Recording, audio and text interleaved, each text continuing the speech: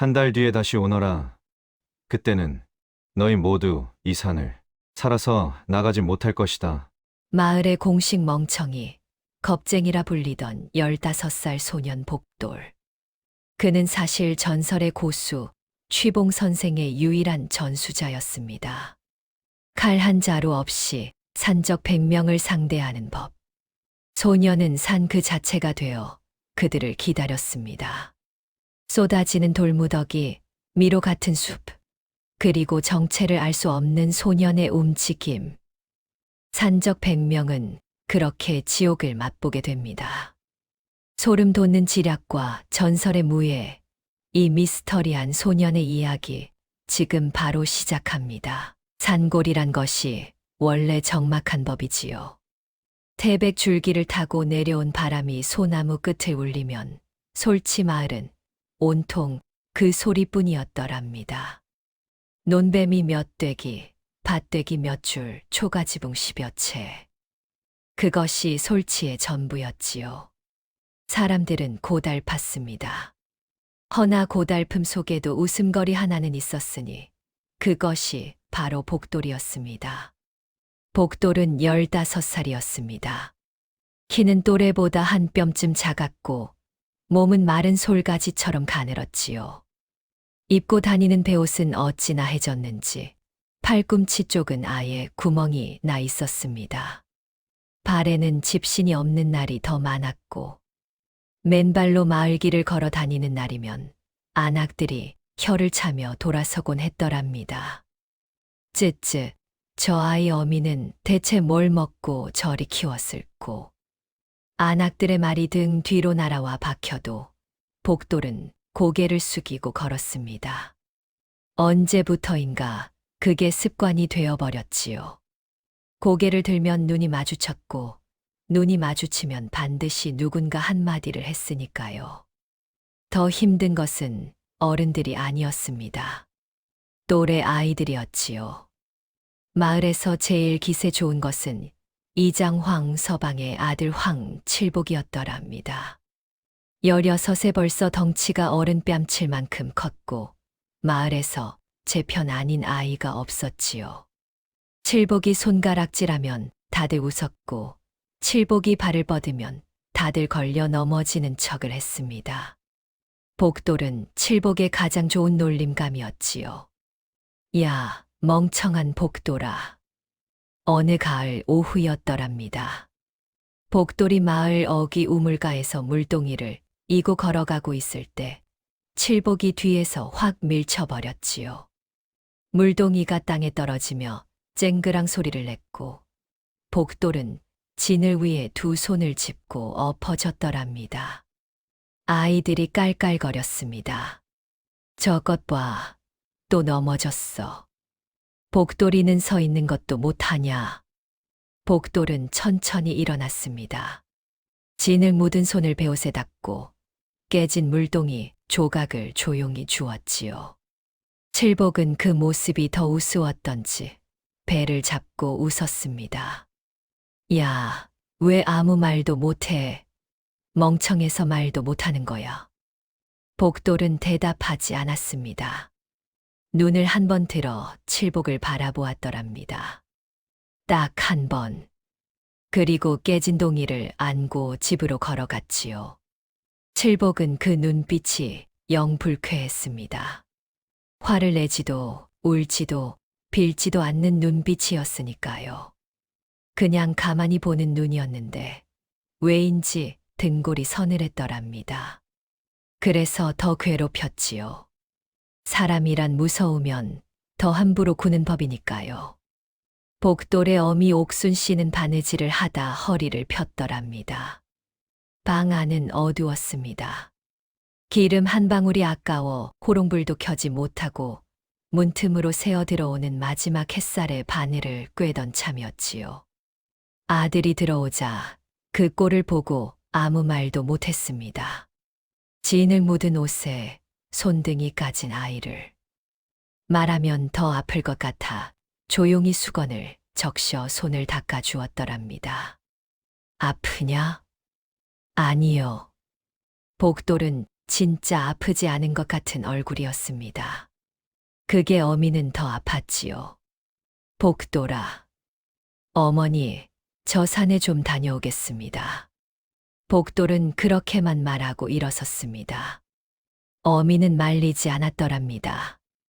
언제부터인가 저 아이가 산에 다녀오면 눈빛이 달라져 있다는 걸 알고 있었으니까요. 무언가를 채우고 오는 것 같았지요. 무언지는 몰라도 해가 산마루에 걸리는 시각, 복돌은 마을 뒤 솔숲으로 발을 들였습니다. 솔치 마을 뒤로는 3개의 봉우리가 겹쳐 있었더랍니다. 사람들은 그 봉우리 너머는 잘 가지 않았지요. 길이 험한 데다 예전에 산짐승에게 물려 죽은 사람이 있다는 이야기가 전해져 내려왔으니까요. 복돌만이 그 길을 알았습니다. 아니, 정확히는 그 길의 끝에 무엇이 있는지를 알았더랍니다. 3번째 봉우리 아래 큰 바위 두 개가 마치 문짝처럼 비스듬히 기대어 있는 곳. 그 사이로 몸을 틀어 들어가면 낮은 토굴이 하나 있었지요. 어른 둘이 간신히 누울 만한 크기였습니다. 안쪽 벽에는 이끼가 두껍게 끼어 있었고 바닥에는 마른 소리피 깔려 있었더랍니다. 복돌이 처음 이 토굴을 발견한 것은 12살 때였습니다. 산토끼를 쫓다 길을 잃은 날이었지요. 비가 쏟아지기 시작하자 피할 곳을 찾아 허둥지둥 달리다 그 바위 사이로 굴러 들어갔더랍니다. 그리고 거기서 비를 피하며 가만히 주변을 살피다 발견한 것이 있었으니 토굴 안쪽 벽 깊숙이 오래된 나무 상자 하나가 박혀 있었더랍니다. 뚜껑이 썩어 반쯤 부서진 상자 속에는 2가지가 있었지요. 하나는 낡은 책 1권, 하나는 손바닥만 한 나무패 하나였습니다. 나무패에는 글씨가 새겨져 있었더랍니다. 복돌은 서당에 다닌 적이 없었습니다. 그러나 아버지가 살아있을 때 조금 가르쳐준 글자를 더듬어가며 읽었지요. 취봉, 이 산을 찾는 자에게 남긴다. 그것이 전부였습니다. 허나 낡은 책 안에는 글과 그림이 가득했더랍니다.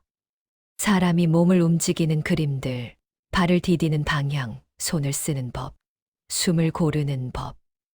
복돌은 그날 밤 토굴 안에서 빗소리를 들으며 그 책을 처음 펼쳤더랍니다. 그리고 새해가 흘렀지요. 복돌이 토굴에 도착할 무렵 하늘은 붉게 물들어 있었습니다. 그는 바위 사이를 능숙하게 빠져나가 토굴 안으로 들어갔더랍니다. 낡은 책은 여전히 그 자리에 있었지요. 책 곁에는 복돌이 스스로 만든 물건들이 있었습니다. 나무를 깎아 만든 작은 봉, 돌을 쌓아 만든 기초틀, 그리고 산속 곳곳을 직접 걸어 다니며 그린 손바닥만 한 지도 몇 차. 복돌은 그 지도를 꺼내 들고 한참 들여다보았더랍니다. 솔치 마을에서 산 중턱까지 계곡, 절벽, 너럭바위, 벌통이 달린 나무들, 짐승이 다니는 길, 좁은 협로, 물이 고이는 웅덩이. 아무도 이 산을 이만큼 알지 못했지요. 복돌은 지도를 내려놓고 몸을 일으켰습니다. 그리고 조용히 몸을 풀기 시작했더랍니다. 빠르지 않았습니다. 하나하나 천천히 책에 적힌 그림처럼 숨을 고르며 발끝부터 어깨까지 순서대로. 저 아래 마을에서는 그 시각에도 칠복이 어디선가 깔깔거렸겠지요. 허나 복돌은 신경 쓰지 않았습니다. 산 위에서는 그런 소리가 들리지 않았으니까요. 솔바람 소리와 자신의 숨소리만 있을 뿐이었더랍니다. 그로부터 보름쯤 지났을까요? 솔치 마을에 묘한 소문이 돌기 시작했더랍니다. 이 고장산 너머 세고을을 오가며 행패를 부리는 산적대가 있다는 것이었지요. 호랑이 문신을 새긴 자들이라 하여 사람들은 호치패라 불렀습니다. 두목은 날개 없는 호랑이라는 뜻의 벼로를 가진 자로 키가 7자에 달하고 힘이 장사라는 소문이었지요. 그 호치패가 솔치를 노리고 있다는 말이 들려온 것은 국화꽃이 피기 시작하던 어느 저녁이었습니다. 이웃 마을 윤서방이 달려와 숨을 헐떡이며 말했더랍니다. 이보시오들, 호치패가 다음 달 초가을 보름께 이쪽으로 온다 하오. 밀양 쪽 마을이 이미 털렸소. 곡식 다 빼앗기고 저항한 사람은 몰매를 맞았다고 어서 대비를 하시오. 마을이 술렁였습니다. 장정들이 모였지요. 허나 말이 장정이지 농사꾼들이었더랍니다. 칼 한 번 제대로 쥐어본 이가 없었고 싸워봤자 당해낼 재간이 없다는 걸 다들 알고 있었지요. 황 이장이 상석에 앉아 수염을 쓸며 말했습니다. 관가에 알려야 하오. 관가요? 저번에 알렸더니 포교 둘 보내고 끝이었소. 그러면 어쩌란 말이오? 우리가 싸운단 말이오? 사람들의 목소리가 높아졌더랍니다. 누구도 선뜻 나서는 이가 없었지요. 그 자리에 복돌도 있었습니다. 어미 심부름으로 이장 집에 콩을 갖다 주러 갔다가 문 밖에서 그 이야기를 들었더랍니다. 빗장 너머로 서서 어른들의 이야기를 듣던 복돌의 눈빛이 조용히 달라졌지요. 그는 고개를 돌려 산을 바라보았습니다. 해는 이미 기울어 있었고 솔숲 너머로 저녁 안개가 피어오르고 있었더랍니다. 복돌은 입술을 한 번 깨물었습니다. 그리고 발길을 돌렸지요. 집 쪽이 아니라 산 쪽으로. 마을 회의는 결국 아무런 결론 없이 끝났더랍니다. 관가에 다시 알리는 것 외에 뾰족한 수가 없었지요. 사람들은 집에 돌아와 각자 곡식 단지를 땅속에 묻거나 이불 속에 숨기거나 했더랍니다. 그리고 서로 눈을 마주치면 한숨을 쉬었지요. 어떻게 해도 당하는 건 마찬가지라는 걸 모두가 알고 있었으니까요. 황칠복은 그날 밤 마당에서 작대기를 휘두르며 말했더랍니다. 내가 막아줄게. 산적이고 뭐고 내 이 주먹 맛을 보면 도망갈 거야. 아이들이 환호했지요. 허나 황 이장은 아들의 뒤통수를 손바닥으로 탁 쳤더랍니다. 닥쳐라, 이놈아. 산적이 애들 장난인 줄 아느냐. 칠복은 뿌루퉁해졌습니다. 그날 밤 솔치 마을은 온통 불안 속에 잠이 들었더랍니다.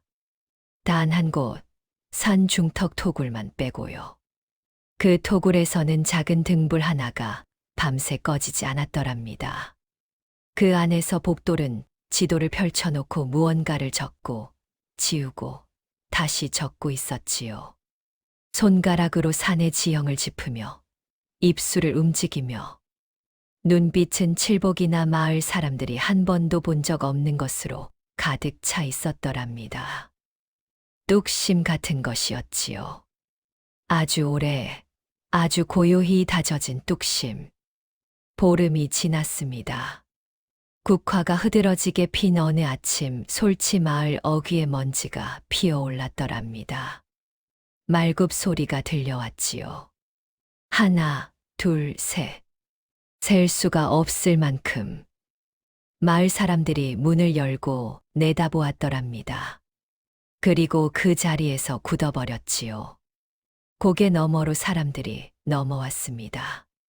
머리에 붉은 천을 두르고 허리에 칼을 찬 자들이었더랍니다. 앞에 서는 자들의 팔뚝과 목에는 호랑이 문신이 선명했지요. 하나, 둘이 아니었습니다. 셋이 아니었습니다. 줄줄이 끝없이. 그것이 호치패였더랍니다. 100명이 넘는 무리. 앞장선 사내는 유달리 컸더랍니다. 키가 7자에 어깨가 황소만했지요. 눈빛은 차갑고 입가에는 비웃음이 걸려 있었습니다. 그 사내가 말에서 내려 마을 한가운데 서며 말했더랍니다. 솔치 마을, 호치패가 왔다. 곡식과 돈을 내놓으면 아무도 다치지 않는다. 거역하는 자는 그는 허리에서 칼을 뽑아 공중에 한 번 휘둘렀더랍니다. 이 칼이 가르쳐 줄 것이야. 마을이 쥐 죽은 듯 조용해졌더랍니다. 안악들은 아이를 끌어안았고 장정들은 눈을 내리깔았지요. 황 이장은 다리가 떨려 문지방을 잡고 서 있었더랍니다. 그때였습니다. 마을 뒤 솔숲에서 발소리가 들려왔더랍니다. 사각, 사각, 사각. 낙엽을 밟는 소리였지요. 조급하지도 느리지도 않은 일정한 발걸음 소리였습니다. 솔숲 사이로 인형 하나가 나타났더랍니다. 누더기 베옷을 입은 작은 아이였지요. 맨발이었습니다. 손에는 아무것도 들지 않았더랍니다. 복돌이었습니다. 그는 마을 한가운데로 걸어 나와 산적 두목 앞에 섰더랍니다. 마을 사람들이 눈을 크게 떴지요. 저게 뭐야? 복돌이잖아. 저 멍청한 게 거기서 뭘 하는 거야? 황칠복은 입을 딱 벌렸더랍니다. 산적 두목은 복돌을 내려다보며 피식 웃었지요. 꼬마야, 어디서 왔느냐? 솔치에서 났습니다. 복돌의 목소리는 떨리지 않았더랍니다. 이 마을을 지킬 사람이 없어 내가 나왔습니다. 잠시 침묵이 흘렀지요. 그리고 호치패 100여 명이 동시에 웃음을 터뜨렸더랍니다. 두목도 배를 잡고 껄껄댔지요. 야야야, 저거 좀 봐. 꼬맹이가 우릴 막겠다고. 하하하. 마을 사람들도 웃었더랍니다.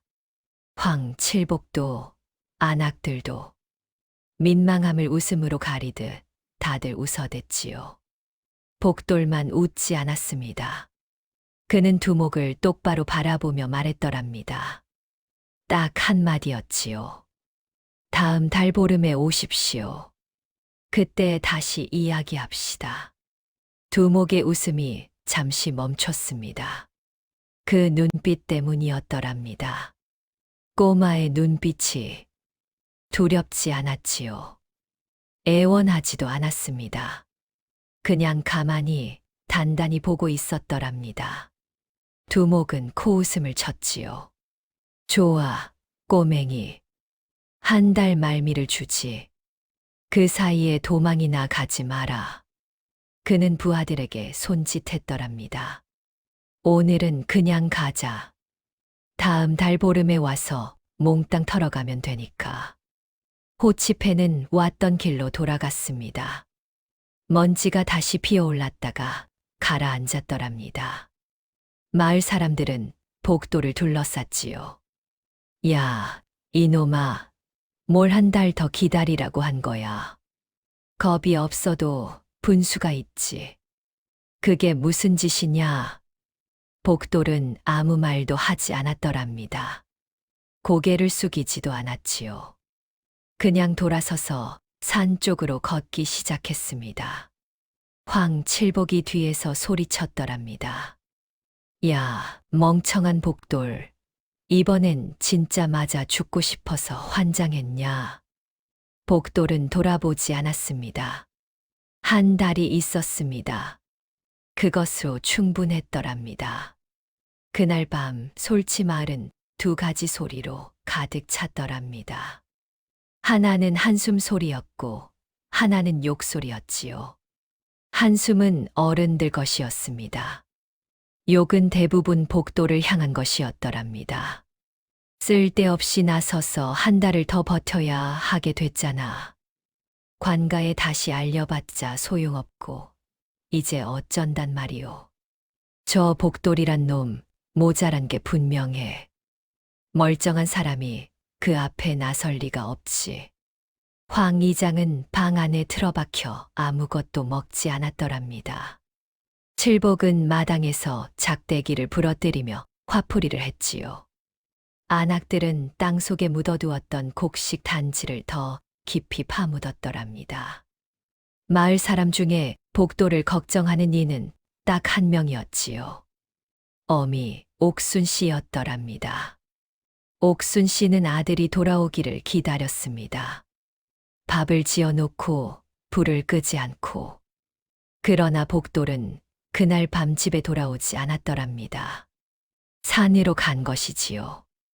옥순 씨는 아궁이 앞에 앉아 불씨를 들여다보며 중얼거렸더랍니다. 저 아이 대체 무슨 생각을 하는 걸까? 복돌은 그날 밤 토굴에서 잠을 자지 않았더랍니다. 지도를 펼쳐놓고 낡은 책을 옆에 두고 밤새 무언가를 적고 또 적었지요. 작은 등불 하나가 흔들리는 빛 속에서 그의 손은 멈추지 않았더랍니다. 솔치 마을에서 가장 가까운 협로까지는 반리.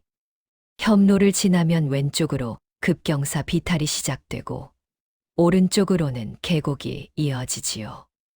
계곡 상류에는 큰 너럭바위가 있고 그 위쪽으로 오래된 벌통나무가 12그루. 비탈 중간에는 낙엽이 두껍게 쌓인 골짜기가 하나. 그리고 협로 입구에서 20걸음 안쪽에는 짐승들이 물을 마시러 오는 웅덩이 하나. 복돌은 이 모든 것을 꿰고 있었더랍니다. 새해 동안 이 산을 발바닥으로 익혔으니까요. 눈을 감아도 어느 바위 옆에 무슨 나무가 서 있는지, 비가 오면 어느 길이 진창이 되는지, 바람이 불면 어느 쪽에서 먼저 소리가 오는지를 알았더랍니다. 싸움이란 것은 힘만으로 하는 것이 아니라고 취봉 선생의 책에 적혀 있었지요. 아는 자는 모르는 자를 이긴다. 익숙한 자는 낯선 자를 이긴다. 땅을 아는 자는 하늘도 쓸 수 있다. 복돌은 그 구절을 수백 번은 읽었더랍니다. 그는 이제 그 말의 뜻을 온몸으로 이해하고 있었지요. 힘으로는 100명을 이길 수 없었습니다. 칼로도 안 되고 창으로도 안 되지요. 그러나 100명이 모르는 것을 복돌 혼자 알고 있다면 그건 이야기가 달라졌더랍니다. 다음 날 새벽 복돌은 산을 돌기 시작했더랍니다.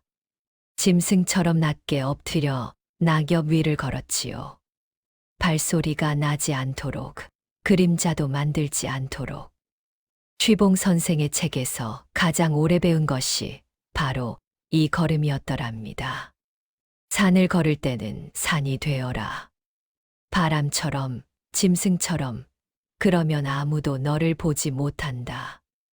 복돌은 협로 입구를 지나 계곡으로 내려갔습니다. 상류로 올라가며 벌통나무들을 하나씩 살폈더랍니다. 벌통은 모두 성했지요. 가을이라 벌들이 더욱 예민할 때였습니다. 그는 벌통나무 12그루의 위치를 지도에 다시 표시했더랍니다. 그리고 각 나무 앞땅에 무릎을 꿇고 앉아 땅을 두드려 보았지요. 물기가 있는 흙인지, 단단한 흙인지, 밧줄을 걸면 버텨줄 나무인지, 일이 그날 하루로 끝나지 않았더랍니다. 사흘을 꼬박 산을 돌았습니다. 아침에 올라가 해가 질 때야 내려오는 날들이었지요. 집에 와서 밥 한 술 먹고 어미 얼굴 한번 보고 다시 올라갔더랍니다. 옥순 씨는 아무것도 묻지 않았습니다. 밥만 더 챙겨줬더랍니다. 나흘째 되던 날, 복돌은 준비물을 만들기 시작했더랍니다. 첫 번째는 밧줄이었습니다. 마을 헛간에 쓰지 않는 새끼줄이 잔뜩 쌓여 있었더랍니다. 복돌은 황 이장 몰래 그 줄들을 조금씩 가져다 토굴 앞 빈터에서 이었지요. 길게, 아주 길게. 무릎 높이쯤에 걸 수 있도록 나무와 나무 사이를 잇는 줄이었더랍니다. 어두운 데서는 보이지 않는 줄이었지요. 두 번째는 자갈이었습니다. 복돌은 계곡 바닥에서 주먹만 한 돌들을 골라 자루에 담았더랍니다. 여러 자루를 만들었지요.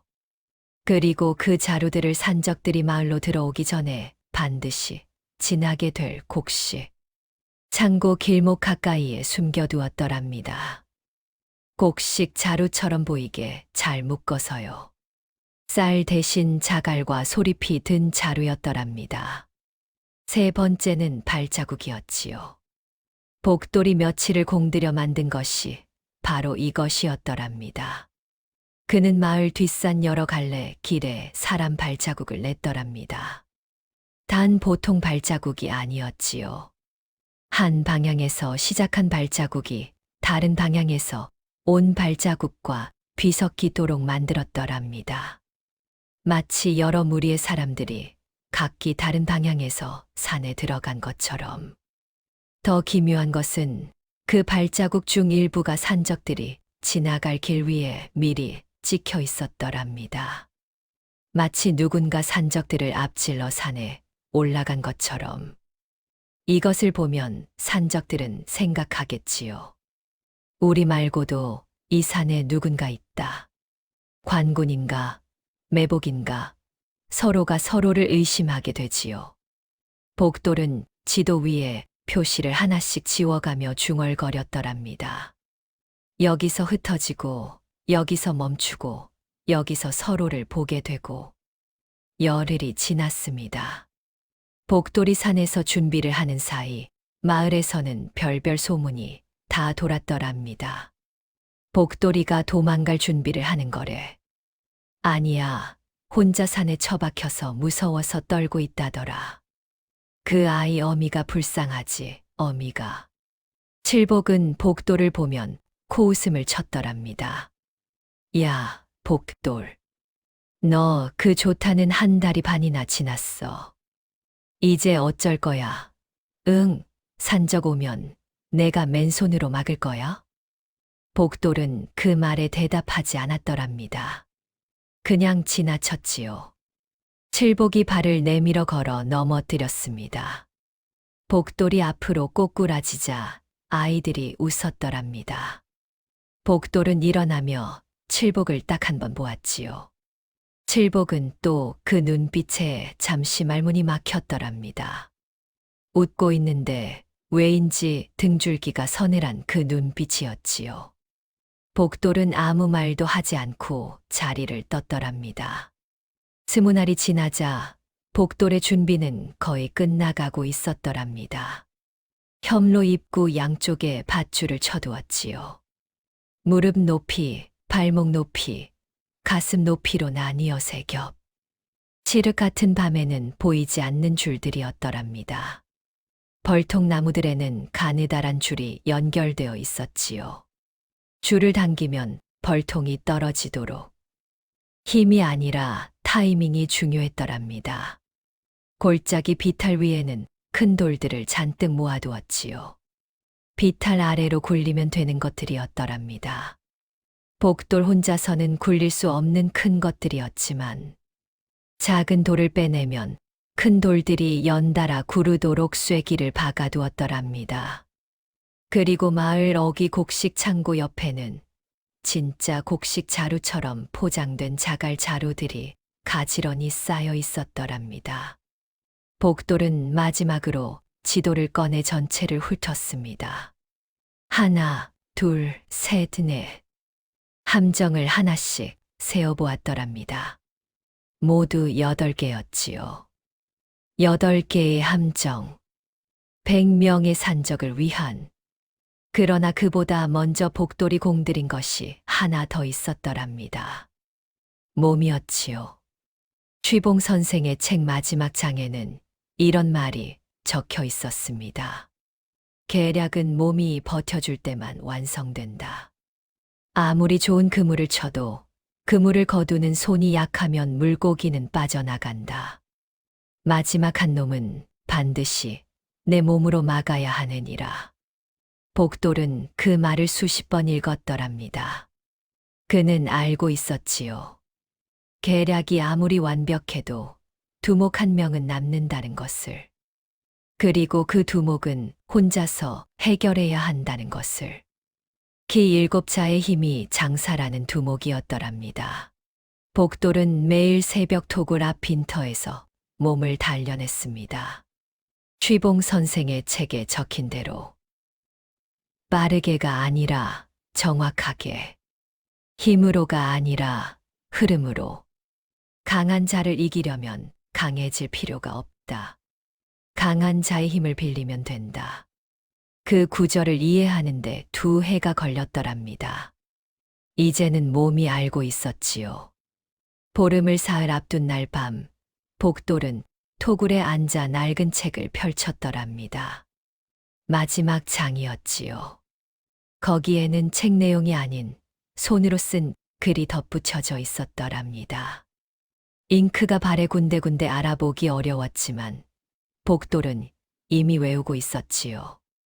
이 책을 끝까지 읽은 자에게 너는 이제 취봉의 법을 알았다. 허나 법을 안다고 취봉이 되는 것은 아니다. 취봉은 사람을 위해 썼고 사람을 위해 숨었다. 내가 이 법을 세상을 위해 쓴다면 그날 비로소 너는 취봉의 사람이 된다. 복돌은 그 구절을 손가락으로 짚으며 오래 들여다보았더랍니다. 등불이 흔들렸지요. 바깥에서 바람 소리가 들렸더랍니다. 아래 마을에서는 지금쯤 사람들이 불안에 떨며 잠들지 못하고 있겠지요. 어미도 바느질을 하며 아들 걱정을 하고 있을 것이고요. 복돌은 책을 천천히 덮었습니다. 눈을 감았지요. 깊게 숨을 들이쉬었더랍니다. 산 바람이 토굴 입구로 스며들었습니다. 소립 냄새, 흙 냄새, 그리고 가을 밤 특유의 차가운 냄새. 복돌은 눈을 떴더랍니다.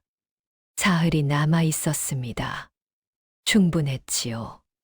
보름 하루 전날 밤, 복돌은 마을로 내려왔더랍니다.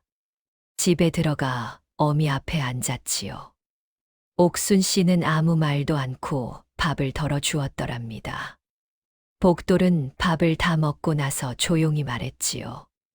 어머니, 내일 밤에 저 산에서 일이 있을 겁니다. 알고 있다. 무서워하지 마십시오. 무섭지 않다. 옥순 씨의 목소리는 떨리고 있었더랍니다. 허나 말은 떨리지 않았지요. 내 아비가 늘 그랬다. 무서워도 무섭다고 말하지 않았어. 복돌이 어미를 보았더랍니다. 아비도 이 산을 좋아했다. 해질녘에 혼자 올라가는 걸 즐겼지. 내가 그 버릇을 닮았구나. 옥순 씨는 그것만 말하고 입을 다물었습니다. 복돌은 한동안 어미를 바라보다가 조용히 일어섰더랍니다. 다녀오겠습니다. 그리고 다시 산으로 올라갔더랍니다. 그날 밤 복돌은 취봉 선생의 토굴에서 잠을 청했습니다. 낡은 책을 가슴에 안고 눈을 감고 아주 깊이 잠들었더랍니다. 이튿날 아침 안개가 산을 가득 채웠더랍니다. 솔치 마을 어귀에서 황 이장이 마을 사람들을 불러 모았지요. 오늘이 그날이오. 다들 짐을 싸서 뒷산 건너 외가댁이나 처가댁으로 피하는 것이 좋겠소. 사람들이 술렁였더랍니다. 그때 누군가 말했지요. 복돌이는요? 잠시 침묵이 흘렀더랍니다. 황 이장이 수염을 쓸며 말했지요. 그 아이는 제 발로 나선 거요. 어쩌겠소. 아무도 더 말하지 않았더랍니다. 마을 사람들은 하나둘 짐을 꾸리기 시작했지요. 옥순 씨는 짐을 꾸리지 않았더랍니다. 마을 어귀에 서서 안개 낀 산을 바라보았지요. 칠복은 짐 보따리를 들고 나오다 옥순 씨를 보았더랍니다. 잠시 멈추었지요. 무언가 말하려다 그냥 지나쳤더랍니다. 안개 속에서 사는 아무 소리도 내지 않았습니다. 고요했더랍니다. 너무 고요해서 오히려 무언가가 숨죽이고 있는 것 같은 그런 고요함이었지요. 그리고 해가 기울기 시작했더랍니다. 호치패가 올 시각이 다가오고 있었지요. 해가 서쪽 봉우리 뒤로 넘어가자 솔치 마을은 쥐 죽은 듯 조용해졌더랍니다. 사람들은 이미 대부분 마을을 떠난 뒤였지요. 빈 집들의 문이 덜컹거렸고 우물가에는 아무도 없었습니다. 달들만 회에서 꿈틀거렸고 개 한 마리가 어귀에서 낑낑거리다 어디론가 사라졌더랍니다. 마을 한가운데 곡식 창고 앞에는 자루들이 가지런히 쌓여 있었지요. 그것만이 평소와 달랐더랍니다. 평소보다 유달리 정돈된 모습이었으니까요. 마치 누군가 일부러 잘 보이도록 쌓아둔 것처럼. 사실 그랬더랍니다. 복돌이 쌓아둔 것이었지요. 산 위에서 복돌은 숨을 고르고 있었더랍니다. 혐로 입구에서 20걸음쯤 위 소나무 두 그루 사이에 몸을 붙이고 서 있었지요. 나무 껍질 색깔과 비슷한 칙칙한 빛깔의 베옷이라 어둠 속에서는 나무와 거의 구별이 되지 않았더랍니다. 아래쪽 산길을 내려다보았지요. 아직 아무것도 보이지 않았습니다. 허나 들렸더랍니다. 멀리서, 아주 멀리서 말발굽 소리와 사람들의 발소리가 땅울림처럼 느껴지고 있었지요. 복돌은 눈을 감고 그 소리에 귀를 기울였더랍니다. 취봉 선생의 책에 이런 말이 있었지요. 눈이 먼저가 아니다. 귀가 먼저다. 귀가 막히면 눈도 막힌다. 복돌은 숨을 천천히 내쉬었더랍니다. 발소리가 점점 가까워졌지요.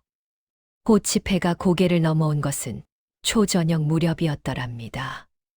두목 무이코가 맨 앞에 섰지요. 키 7자의 검은 두루마기를 걸친 그 산에는 산길을 내려오며 코를 킁킁거렸더랍니다. 이미 이 산에 여러 번 왔던 터라 솔치로 가는 길쯤은 눈 감고도 알았지요. 뒤로 부하들이 줄지어 따랐더랍니다. 횃불을 든 자들이 간격을 두고 섰고 칼과 몽둥이를 든 자들이 그 사이를 채웠지요. 100명이 한 줄로 서면 꽤 긴 행렬이 되었더랍니다. 무이코가 앞을 보며 말했지요. 마을이 조용하다. 다들 도망갔나 보군. 뭐 상관없어. 곡식만 있으면 되니까. 옆에 선 부두목이 말했더랍니다. 두목, 저번에 그 꼬맹이 말이 좀 벌립니다. 혼자 맡겠다고 한 게. 아직도 그 꼬맹이 타령이냐? 겁 없는 애들이 가끔 저런 소리 하는 거야. 무시해. 부두목은 입을 다물었더랍니다. 무이코는 성큼성큼 앞으로 걸었지요. 혐로 입구가 가까워지고 있었더랍니다. 혐로는 좁았습니다. 양옆으로 바위가 서 있고 가운데로만 사람이 지날 수 있는 길이었더랍니다. 두 사람이 나란히 서면 꽉 찰 만한 너비였지요. 그래서 줄이 길게 늘어진 채로 들어갈 수밖에 없었더랍니다. 무이코가 혐로로 들어섰더랍니다. 그 순간이었지요. 첫 번째 함정이 작동했더랍니다. 무이코의 발이 무언가에 걸렸습니다. 발목 높이의 줄이었더랍니다. 그는 순간 중심을 잡았지만 뒤따르던 덩치 큰 부하 하나가 같은 줄에 걸려 앞으로 꼬꾸라졌지요. 그 바람에 그 옆 사람도 밀려 넘어졌더랍니다. 이게 뭐야? 으악, 뭐가 있어? 줄이야, 줄. 누가 줄을 쳐뒀어?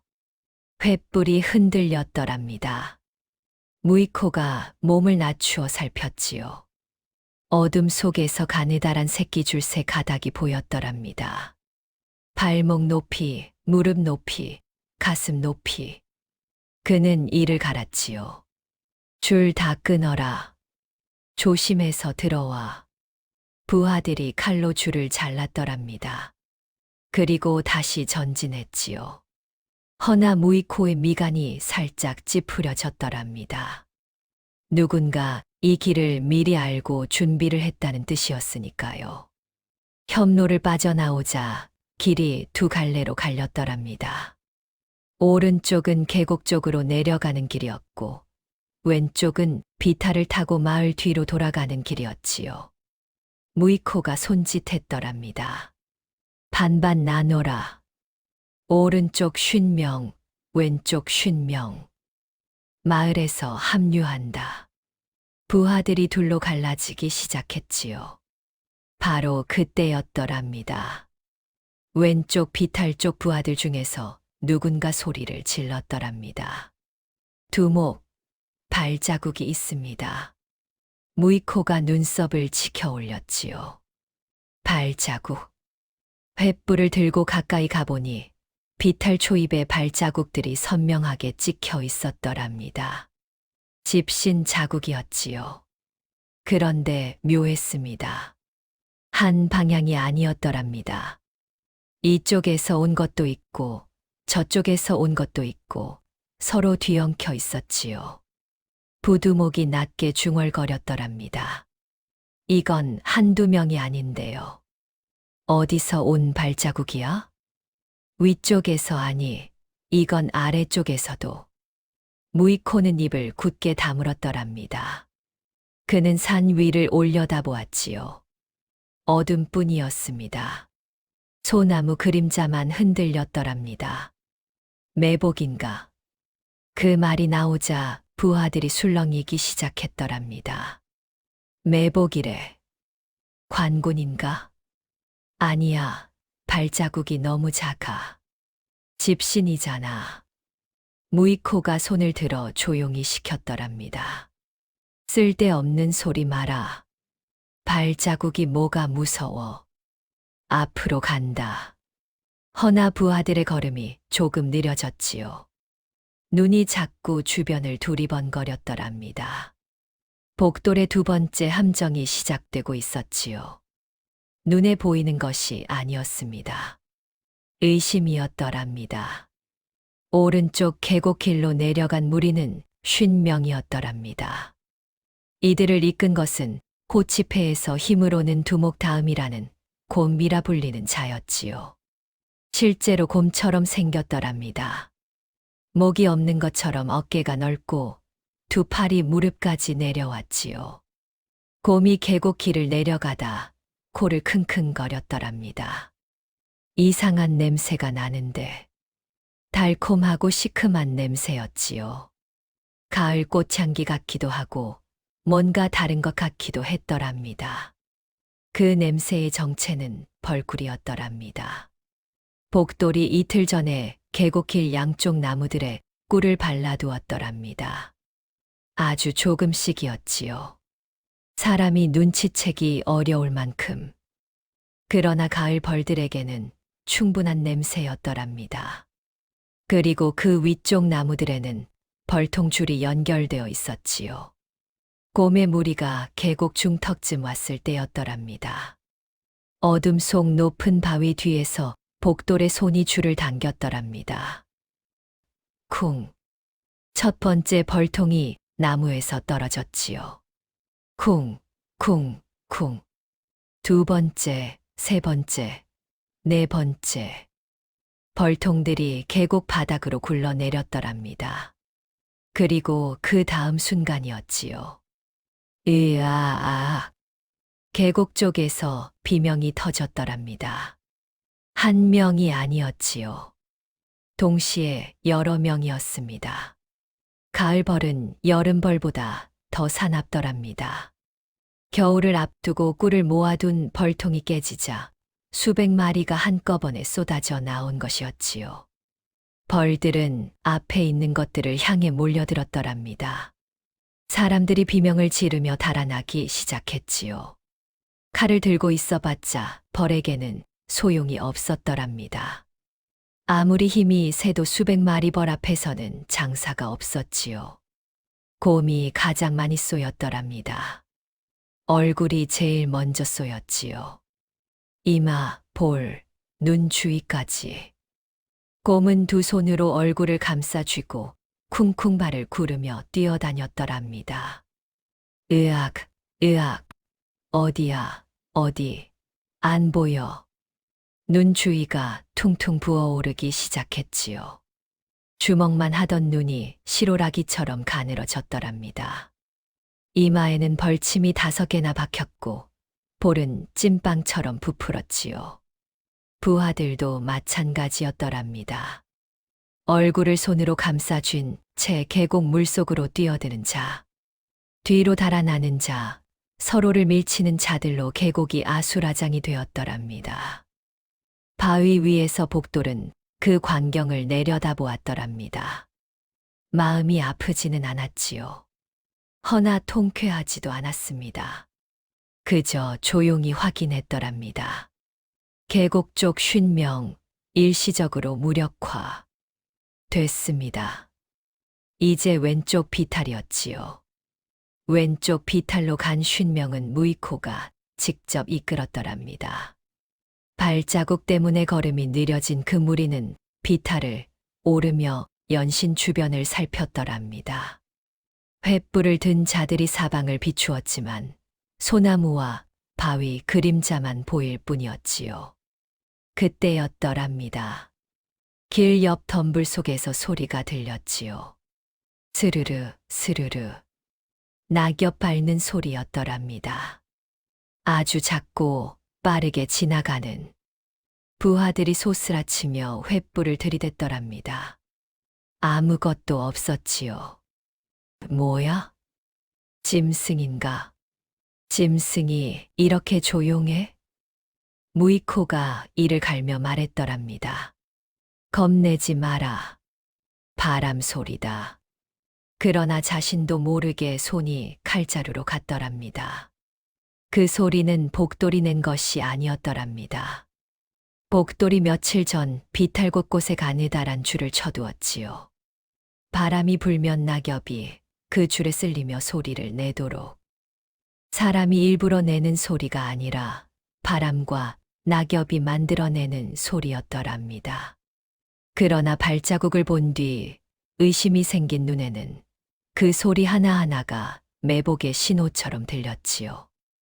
무리 뒤쪽에서 부하 하나가 나지막이 말했더랍니다. 저기 뭔가 있지 않아요? 모두가 그쪽을 돌아보았더랍니다. 소나무 사이로 검은 그림자 하나가 비치는 것 같았지요. 잡아라. 부하 대여섯이 그쪽으로 달려갔더랍니다. 쿵, 쿵, 쿵. 그리고 비탈 위에서 굉음이 들려왔더랍니다. 복돌이 쐐기를 빼낸 것이었지요. 비탈 위에 쌓아두었던 큰 돌들이 연달아 구르기 시작했더랍니다. 하나가 구르자 둘이 밀렸고 둘이 밀리자 넷이 굴렀지요. 처음에는 느렸습니다. 그러나 비탈의 경사를 타며 점점 빨라졌더랍니다. 우르르르르르. 천둥 같은 소리가 산을 흔들었더랍니다. 부하들이 혼비백산했지요. 돌이다. 돌이 굴러와. 피해, 피해. 사람들이 사방으로 흩어졌더랍니다. 일부는 옆으로, 일부는 뒤로, 일부는 서로를 밀치며 넘어졌지요. 횃불들이 꺼졌더랍니다. 어둠이 비탈을 덮었지요. 돌들은 부하들을 직접 맞추지는 않았더랍니다. 복돌이 노린 것은 그것이 아니었지요. 흩어지는 것이었더랍니다. 질서 있게 움직이던 무리가 한순간에 뿔뿔이 흩어지면 지휘가 마비됩니다. 어둠 속에서 서로가 서로를 알아보지 못하게 되지요. 그 상태에서 이미 의심이 생긴 무리는 걷잡을 수 없이 흔들리게 됩니다. 무이코가 목청껏 소리쳤더랍니다. 흩어지지 마라. 모여. 다 모여. 허나 어둠 속에서 목소리가 어디서 나오는지 알기 어려웠더랍니다. 반은 두목 목소리를 따라 모이려 했고 반은 여전히 뒤를 보며 주춤거렸지요. 그 틈에 복돌은 비탈을 내려와 어둠 속으로 사라졌더랍니다. 혼란은 생각보다 오래 이어졌더랍니다. 계곡 쪽 무리 50명이 벌떼를 피해 뿔뿔이 흩어지는 사이 비탈 쪽 무리는 돌과 어둠과 의심 속에서 제자리를 맴돌았지요. 무이코가 다시 모아 세우는 데만 한참이 걸렸더랍니다. 겨우 모인 자리에서 부두목이 말했더랍니다. 두목 계곡 쪽에서 아직 신호가 없습니다. 이거 예사 일이 아닌 것 같습니다. 뭔가 준비가 된 것 같아요. 준비, 누가? 그 꼬맹이가. 무이코가 부두목을 노려보았더랍니다. 꼬맹이 하나가 우리 100명을 상대로? 부두목은 입을 다물었더랍니다. 허나 주변 부하들의 눈빛이 흔들리고 있었지요. 무이코는 그것을 보았더랍니다. 그는 이를 악물었지요. 마을로 내려간다. 다 따라와. 마을 어귀에 도달했을 때 호치페는 처음보다 훨씬 줄어들어 있었더랍니다. 계곡 쪽 무리 중 절반가량이 벌에 쏘이고 낙엽길에서 넘어지고 어둠의 방향을 잃어나고 되었더랍니다. 비탈 쪽도 마찬가지였지요. 처음 100명이었던 것이 마을 어귀에서 합류해보니 60 남짓이었더랍니다. 나머지는 어둠 속 어딘가에서 헤매고 있겠지요. 무이코의 눈빛이 날카로워졌더랍니다. 허나 마을 어귀에 들어서자 그의 입가에 다시 비웃음이 돌아왔지요. 봐라. 마을은 텅 비었잖아. 곡식 창고가 저기 보이지? 횃불 빛 속의 창고 앞 자루들이 가지런히 쌓여 있었더랍니다. 무이코가 손짓했지요. 저 자루들부터 가져와. 부하 5이 창고 앞으로 달려갔더랍니다. 자루를 하나씩 들어 어깨에 짊어지었지요. 그런데 묘했습니다. 무게가 이상했더랍니다. 쌀 자루라면 이것보다 훨씬 무거워야 했지요. 쌀 특유의 서거기는 느낌도 없었더랍니다. 한 부하가 자루를 칼로 그었더랍니다. 쏴. 쏟아진 것은 쌀이 아니었지요. 자갈이었습니다. 그리고 소리 피었더랍니다. 자갈이 마당에 흩어지는 소리가 적막한 마을 안에 또렷이 울렸더랍니다. 부하들이 멍하니 서 있었지요. 그 뒤에서 또 다른 자루를 열었더랍니다. 자갈이었습니다. 또 열었더랍니다. 소리 피었지요. 자루 열여섯 개가 전부 그랬더랍니다. 무이코의 얼굴이 굳었더랍니다. 천천히, 아주 천천히 굳어가는 얼굴이었지요. 주변 부하들이 웅성거렸더랍니다. 다 가짜야. 이거 처음부터 우리 가지고 논 거 아니야? 벌떼도 돌도 발자국도. 그 순간이었지요. 마을 한가운데 우물가 옆에서 소리가 들려왔더랍니다. 발소리였습니다. 사각, 사각, 사각. 천천히, 일정하게. 횃불이 그쪽을 비추었지요. 누더기 베옷을 입은 작은 아이가 우물가에 서 있었더랍니다. 맨발이었지요. 손에는 아무것도 들지 않았더랍니다. 복돌이었습니다. 아이는 흐트러짐 없이 서서 무이코를 똑바로 보았더랍니다. 무이코의 눈이 가늘어졌지요. 부하들이 웅성거렸더랍니다. 저거 저 꼬맹이잖아. 진짜 혼자야? 이 밤에 혼자서 여기 서 있어. 무이코는 한 걸음 앞으로 나섰더랍니다. 꼬맹이, 내가 한 짓이냐? 복돌은 대답하지 않았더랍니다. 무이코의 목소리가 낮아졌지요. 벌떼도 돌도 발자국도 저 자루들도 내가 다 꾸민 거냐? 복돌은 그때 입을 열었더랍니다. 딱 한마디였지요. 다음은 없습니다. 마을이 다시 조용해졌더랍니다. 횃불이 흔들렸지요. 바람 한 줄기가 지나갔더랍니다. 무이코의 얼굴에 핏줄이 섰더랍니다. 죽고 싶구나. 그는 칼을 뽑았지요. 그리고 부하들에게 외쳤더랍니다. 저 꼬맹이 잡아라. 60명이 한꺼번에 복도를 향해 움직였더랍니다. 복돌은 돌아섰지요. 그리고 뛰었더랍니다. 마을 뒤 솔숲으로, 산으로. 복돌이 제일 잘 아는 길이었지요. 부하들이 횃불을 들고 쫓았더랍니다. 그러나 복돌의 발이 더 빨랐습니다. 맨발이었지만 이 산의 어느 돌멩이 하나 복돌의 발바닥이 닿지 않은 곳이 없었더랍니다. 복돌은 어둠 속에서도 길이 보였지요. 쫓아오는 자들에게는 보이지 않는 길이었더랍니다. 협로로 들어섰습니다. 복돌은 허리를 낮추고 두 번째 줄 아래를 빠져나갔더랍니다. 뒤따라오던 부하 셋이 줄에 걸려 연달아 넘어졌지요. 비탈길로 올라섰습니다.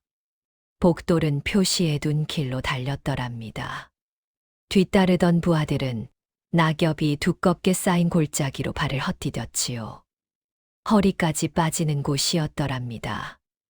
으악, 여기 구덩이다. 빠졌어, 나 빠졌어. 점점 숫자가 줄었더랍니다.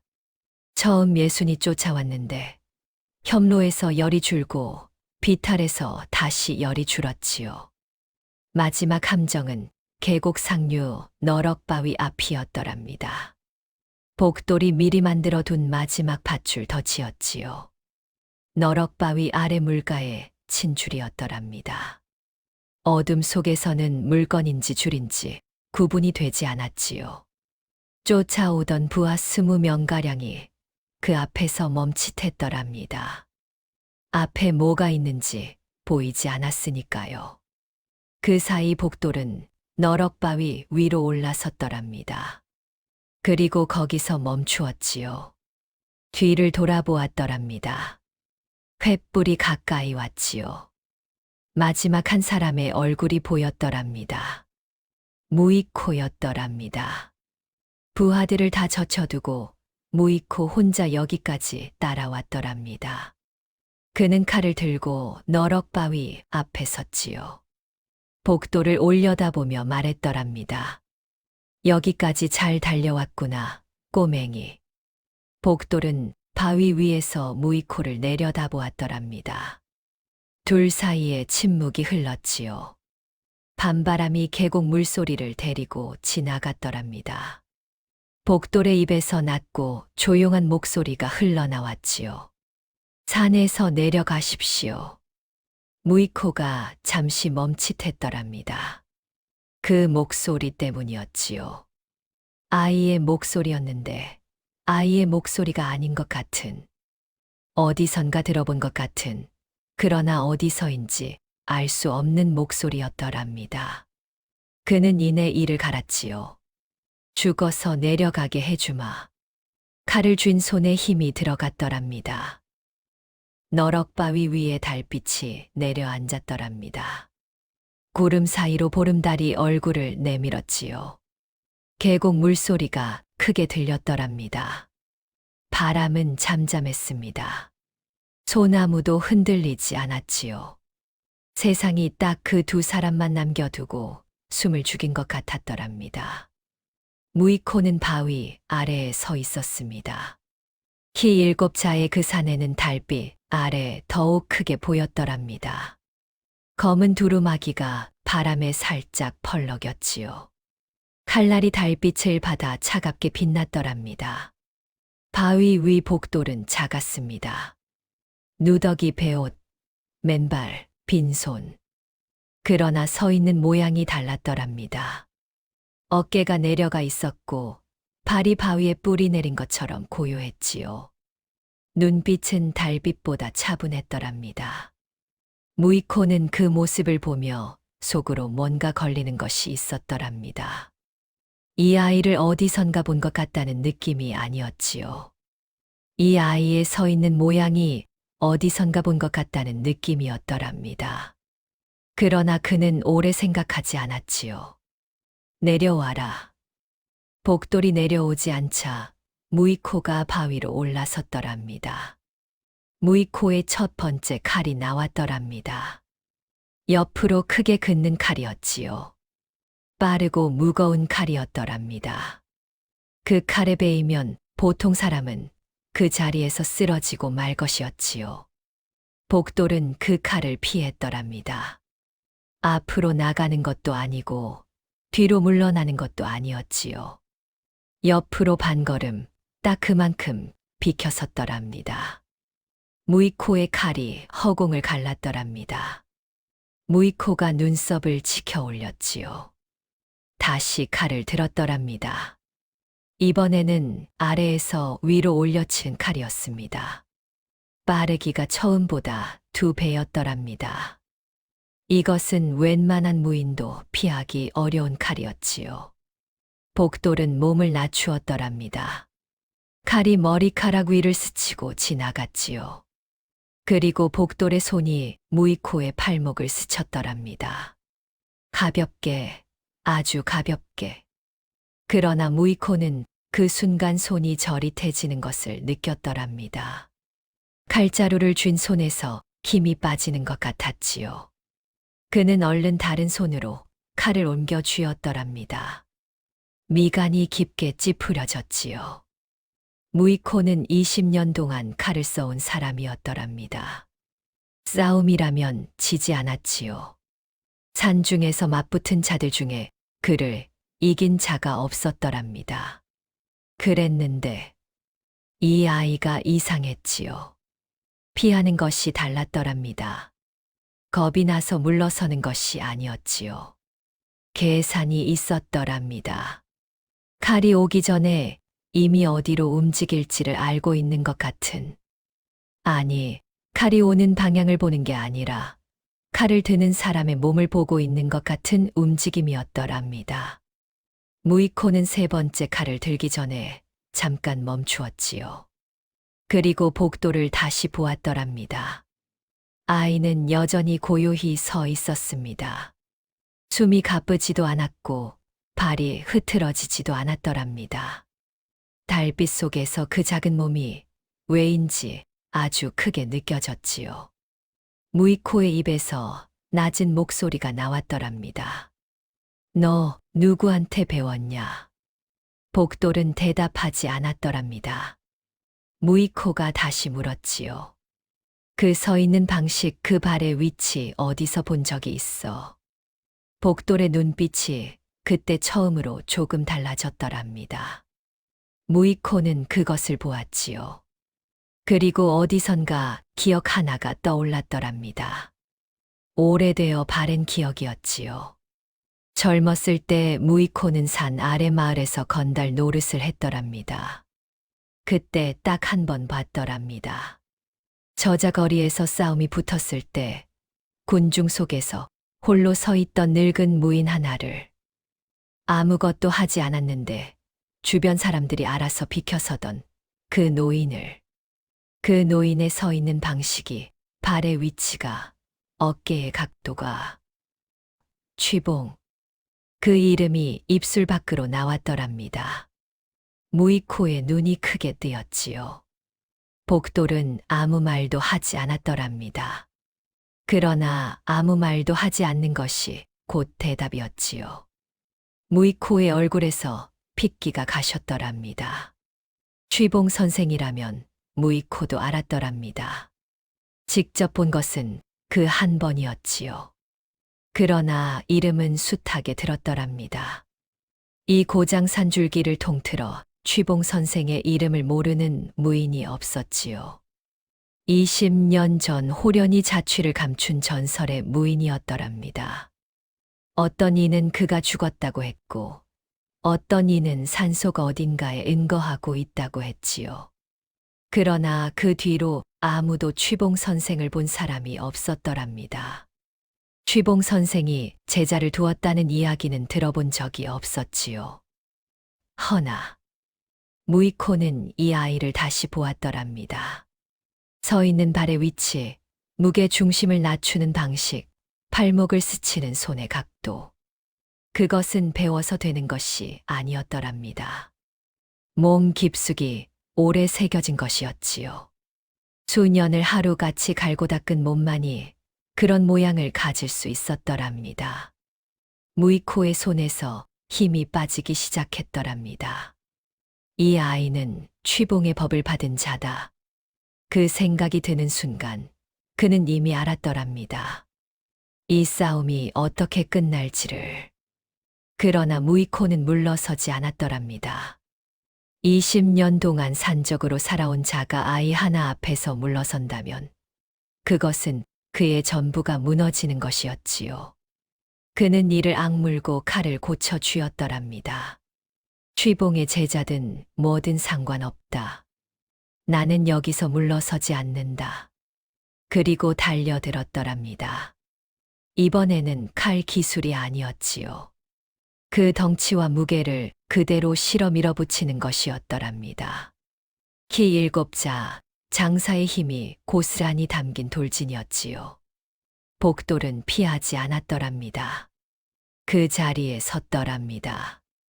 무이코가 한 걸음, 두 걸음 가까워졌더랍니다.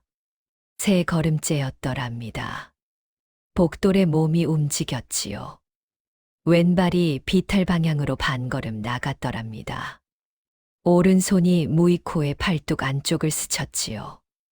아주 짧은 접촉이었더랍니다. 힘이 들어간 것도 아니었지요. 그러나 무이코의 거대한 몸이 방향을 잃었더랍니다. 제 힘을 제 발에 걸린 셈이었지요. 취봉 선생의 법이 그랬더랍니다. 강한 자의 힘을 빌리면 된다. 강물을 막으려 하지 말고 강물이 스스로 방향을 바꾸게 하라. 무이코가 앞으로 쓰러졌더랍니다. 너럭바위 위에 두 손을 짚고 무릎을 꿇은 모양이었지요. 칼이 손에서 미끄러져 바위 아래 계곡으로 떨어졌더랍니다. 텀벙 물소리가 났지요. 무이코는 한동안 일어나지 못했더랍니다. 두 손이 바위를 짚은 채 그 자리에 엎드려 있었지요. 복돌은 그 옆에 서 있었더랍니다. 숨이 고르지 않았지요. 사실이었더랍니다. 속으로는 심장이 쿵쿵거렸습니다. 손이 조금 떨렸더랍니다. 그러나 어둠 속이라 무이코는 보지 못했지요. 무이코가 천천히 고개를 들었더랍니다. 복도를 올려다보았지요. 두 눈이 마주쳤더랍니다. 무이코는 그 눈을 오래 보았습니다. 그리고 긴 숨을 내쉬었더랍니다. 무이코가 입을 열었지요. 진 것이냐? 복돌이 대답했더랍니다. 산에서 내려가십시오. 첫 번째와 똑같은 말이었지요. 무이코는 피식 웃었더랍니다. 씁쓸한 웃음이었지요. 취봉의 제자가 산골 소년이었다니. 그는 천천히 몸을 일으켰더랍니다. 바위 위에 서서 주변을 둘러보았지요. 어둠 속 여기저기서 부하들의 신음소리와 욕소리가 들려왔더랍니다. 그 소리들이 멀었습니다. 힘이 없었지요. 무이코는 긴 침묵 끝에 말했더랍니다. 내 살아오면서 진 것이 오늘이 처음이다. 복돌은 아무 말도 하지 않았더랍니다. 다시는 이 마을에 오지 않겠다. 그것이 전부였지요. 무이코는 바위에서 내려섰더랍니다. 천천히 산 아래로 걸어갔지요. 그 뒷모습이 달빛 속에서 점점 작아졌더랍니다. 키 7자의 사내가 처음 마을에 들어올 때보다 훨씬 작아 보였지요.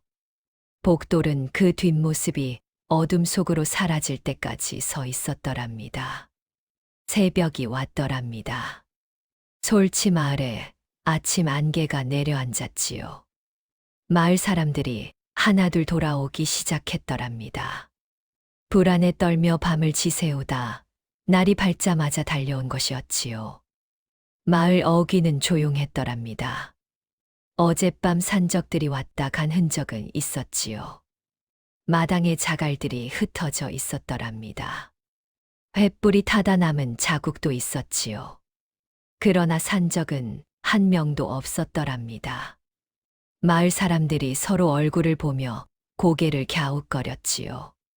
어떻게 된 거야? 다 도망갔나? 복돌이는?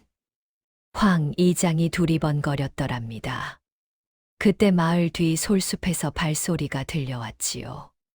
사각, 사각. 낙엽 밟는 소리였더랍니다. 솔숲 사이로 누더기 베옷을 입은 아이가 걸어 나왔더랍니다. 맨발에 흙이 조금 묻은 얼굴이었지요. 손에는 낡은 책 한 권이 들려 있었더랍니다. 복돌이었습니다. 마을 사람들이 멈추었더랍니다. 복돌은 그들 앞에 서서 말했더랍니다. 산적은 돌아갔습니다. 다시 오지 않을 겁니다. 잠시 아무도 말하지 않았더랍니다. 황 이장이 입을 열었지요. 내가. 복돌은 대답하지 않았더랍니다. 황 이장의 눈이 복돌이 들고 있는 낡은 책으로 갔더랍니다. 빛바랜 표지에 글씨가 보였지요. 그 글씨 두 자를 황 이장은 알아보았더랍니다. 수십 년 전 황 이장이 아직 젊었을 때 들었던 이름이었지요. 취봉. 황 이장의 목소리가 떨렸더랍니다. 주변 어른들 중에도 그 이름을 아는 이들이 있었더랍니다. 그들이 하나둘 입을 다물었지요. 취봉 선생. 이 고장산 어딘가에 은거했다는 전설의 무인. 살아서 그와 붙어본 자가 없다는 그 이름이었더랍니다. 황 이장이 복돌을 보았지요. 복돌은 그 시선을 받으며 조용히 서 있었더랍니다. 그 순간 황 이장은 알았더랍니다. 이 아이가 그냥 산골 소년이 아니라는 것을.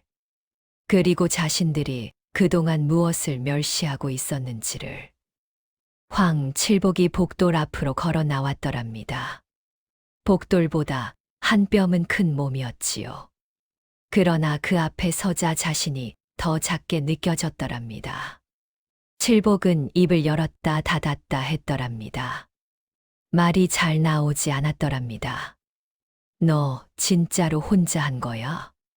복돌은 칠복을 보았더랍니다. 그리고 고개를 한번 끄덕였지요.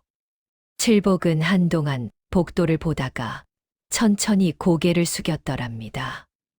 아무 말도 하지 않았지요. 말이 없는 것이 더 많은 것을 담고 있었더랍니다. 옥순 씨가 마을 어귀에서 달려왔더랍니다. 아들을 발견하자 걸음이 빨라졌지요. 그러나 다가와서는 아무것도 하지 않았더랍니다. 그냥 앞에 서서 아들 얼굴을 보았지요. 눈이 빨개졌더랍니다. 복돌이 말했더랍니다. 다녀왔습니다, 어머니. 옥순 씨는 고개를 한번 끄덕였더랍니다. 그리고 복돌의 손을 잡았지요. 차가웠더랍니다. 맨발로 밤새 산을 누빈 손이었지요. 옥순 씨는 그 손을 꼭 쥐었더랍니다. 두 사람은 아무 말 없이 집으로 걸어갔더랍니다. 그날 이후 솔치 마을에 변화가 생겼더랍니다. 호치패는 다시 오지 않았지요. 무이코가 부하들을 이끌고 이 고장에서 완전히 자취를 감추었더랍니다. 훗날 들리는 소문으로는 무이코가 산적 생활을 접고 어딘가로 떠났다고 했더랍니다. 그 까닭을 아는 이는 없었지요. 마을 사람들은 복돌을 다르게 대하기 시작했더랍니다. 처음에는 어색했지요. 수년 동안 멸시하고 웃음거리로 삼던 것이 하루아침에 바뀌기는 어려운 법이었더랍니다. 그러나 사람이란 것이 진심 앞에서는 오래 버티지 못하는 법이지요. 안악들이 밥을 들고 왔더랍니다. 장정들이 고개를 끄덕였더랍니다. 아이들이 더는 복돌을 밀치지 않았지요. 황 이장은 어느 날 복돌을 불러 앉혔더랍니다. 미안하다. 딱 3글자였지요. 복돌은 그것으로 충분했더랍니다. 복돌은 이후에도 매일 산에 올랐더랍니다. 취봉 선생의 토굴에서 책을 읽고 몸을 단련하고 산을 걸었지요. 허나 달라진 것이 있었더랍니다. 혼자만이 아니었지요. 어느 날부터인가 칠복이 복돌의 뒤를 따라오기 시작했더랍니다. 처음에는 멀찍이, 이내 가까이. 복돌이 먼저 말을 건 것이 아니었더랍니다. 칠복이 먼저 말을 걸었지요. 나도 좀 가르쳐 줄 수 있어. 복돌은 칠복을 보았더랍니다. 그리고 한 박자 뒤에 말했지요. 따라와. 그것이 전부였더랍니다. 겨울이 왔더랍니다. 솔치 마을에 첫눈이 내렸지요. 저녁 무렵 복돌은 토굴 앞 빈터에 홀로 서 있었더랍니다. 눈이 베옷 위에 내려앉았지요. 맨발이 눈을 밟았더랍니다. 그는 취봉 선생의 낡은 책을 펼쳤지요. 마지막 장이었더랍니다. 내가 이 법을 세상을 위해 쓴다면 그날 비로소 너는 취봉의 사람이 된다. 복돌은 그 구절을 오래 읽었더랍니다. 눈이 계속 내렸지요. 그는 책을 천천히 덮었더랍니다. 그리고 눈 쌓인 빈터에서 아무도 없는 산속에서 조용히 몸을 움직이기 시작했더랍니다. 빠르지 않았지요. 하나하나 천천히 숨을 고르며 발끝부터 어깨까지 눈이 그 위로 소복이 쌓였더랍니다. 산은 아무 소리도 내지 않았지요. 그저 그 아이를 품고 있었더랍니다. 그날 솔치에서 있었던 일은 오래오래 전해졌더랍니다. 마을 사람들이 손자에게, 손자가 또 제 자식에게 이야기했지요. 누더기 소년이 산적 100명을 산에서 무너뜨린 이야기를. 힘이 아니라 지혜로, 칼이 아니라 땅으로 혼자이되 산 전체를 등에 업고. 이야기는 해가 갈수록 조금씩 부풀었더랍니다만 그 아이가 단단했다는 것만은 어느 이야기에서도 변하지 않았더랍니다. 혹 살다가 억울한 날이 있거든 이 이야기를 떠올려 보시지요. 아무도 알아주지 않아도, 아무도 믿어주지 않아도 묵묵히 자신의 산을 오른 사람이 있었더랍니다. 세상이 비웃어도 멈추지 않은 발걸음이 있었더랍니다. 그 발걸음이 결국 100명을 무너뜨렸더랍니다. 사람이란 알아주는 이가 없어도 제 길을 가는 것이 가장 두려운 법이지요. 그리고 그것이 가장 단단한 법이기도 하더랍니다.